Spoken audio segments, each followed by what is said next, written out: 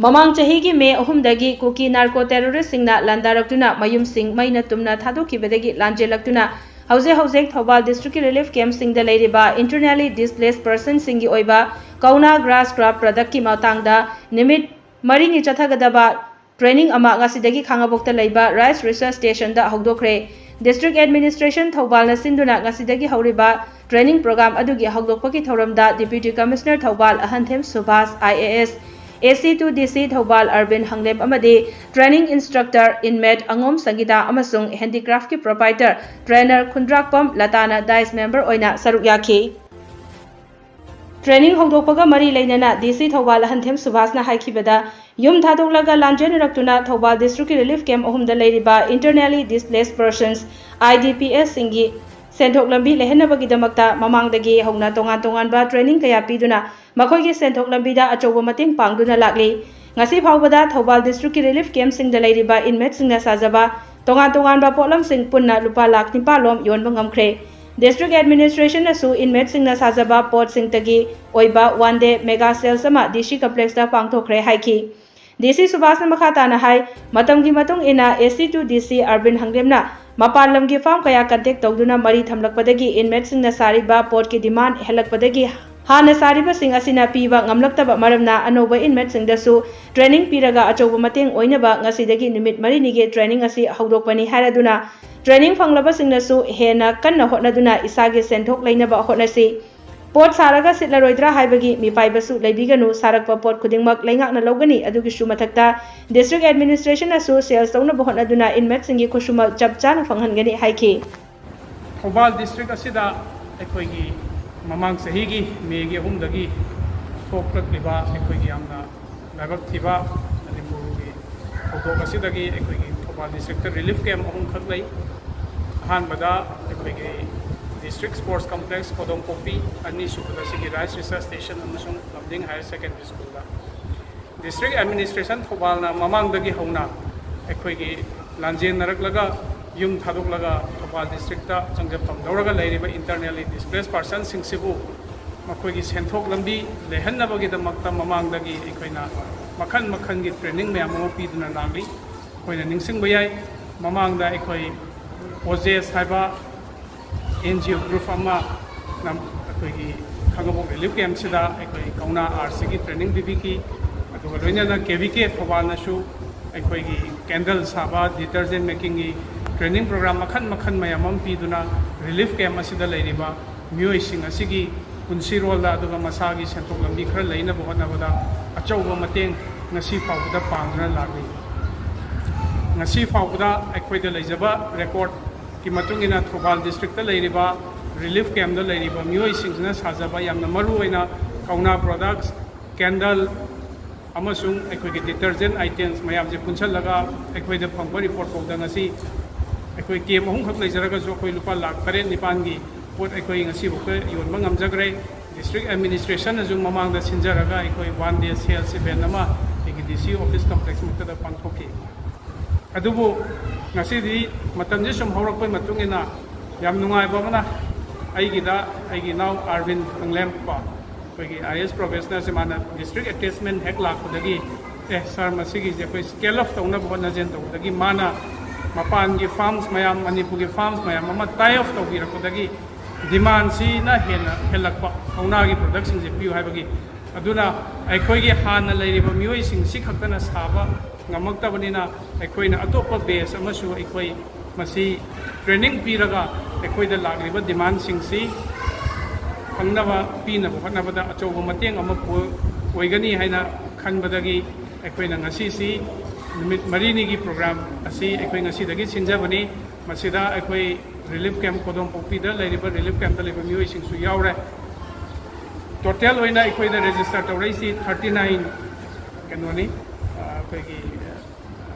internally displaced persons singni kauna gi aikoigi training program si yaudai si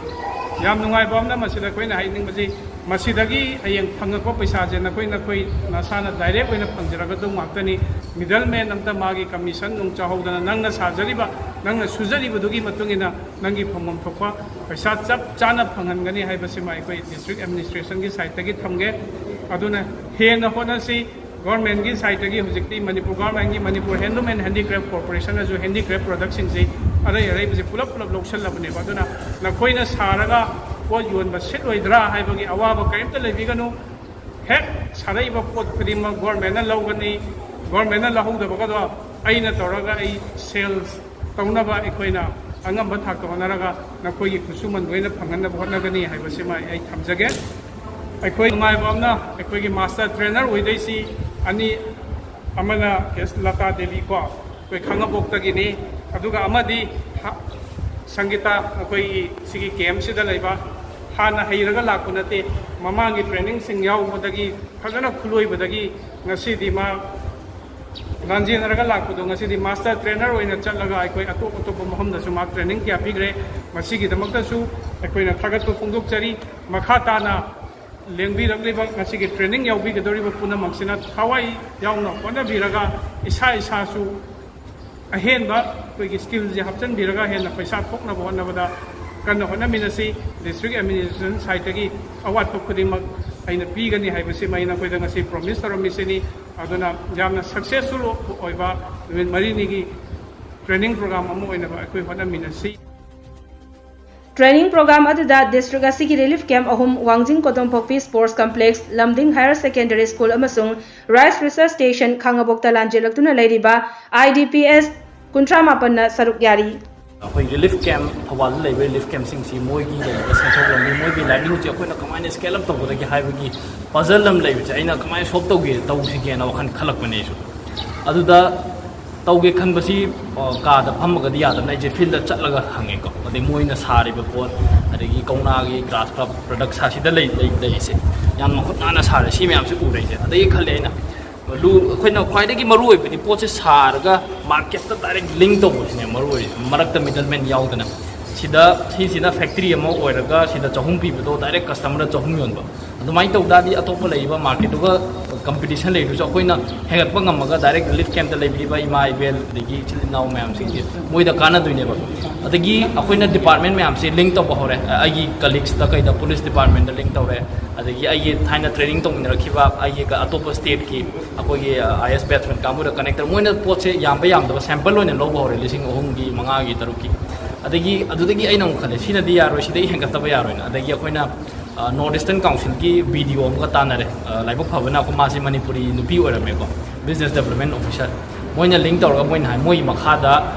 shop ma'am लई souvenir shop लई अदगी महिला हाट कने केरला दा लई मोइदा लिंक तौबा यानी ना लॉजिस्टिक्स ना कोई गवर्नमेंट की ओइबो हुजे मिनिस्ट्री ऑफ कॉमर्स की ONDC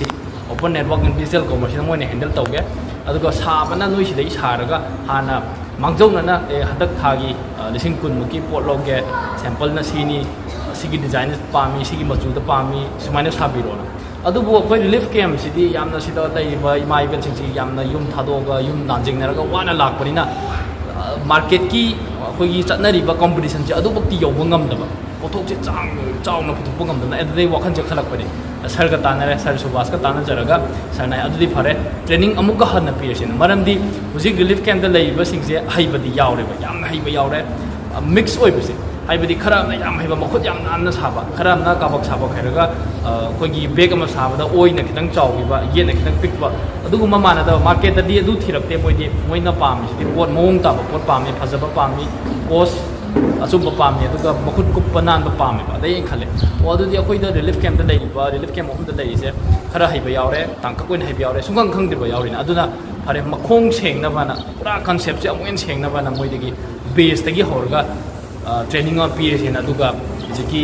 सिगी रिसोर्स पर्सन ओइबिरी बी अखोइगी चेलाता मागा ताना जरे मानसु यामना थवा यावजेनको मा मसागी मरमदम सिगी निंगोल सोइबना अमुखना तौजगेना माना कौनागा से माना पुबिरा होंगना पिबिरेको अदुगा सिदा लैबिदु याम थागनिंगाय ओइबी अखोइगी चे संगीता को थौना लिंगजे लैना माना रिलीफ कैंप लैना सिगी मागी केमदा खंगदना लामबदगी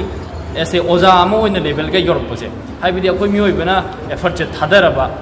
ꯑꯩꯈꯣꯏꯒꯤ ꯇꯧꯒꯦ ꯍꯥꯏꯅ ꯅꯤꯡꯉꯕ ꯑꯩꯈꯣꯏꯗ ꯅꯤꯡꯍꯟꯅꯕ ꯂꯩꯇ ꯇꯥꯔꯗꯤ ꯑꯗꯨ ꯐꯥꯎꯕ ꯂꯥꯛꯄ ꯉꯝꯅꯤ ꯍꯥꯏꯕꯁꯦ ꯃꯁꯤꯅ ꯈꯨꯗꯝꯅꯤ ꯁꯤ ꯍꯥꯏꯔꯒ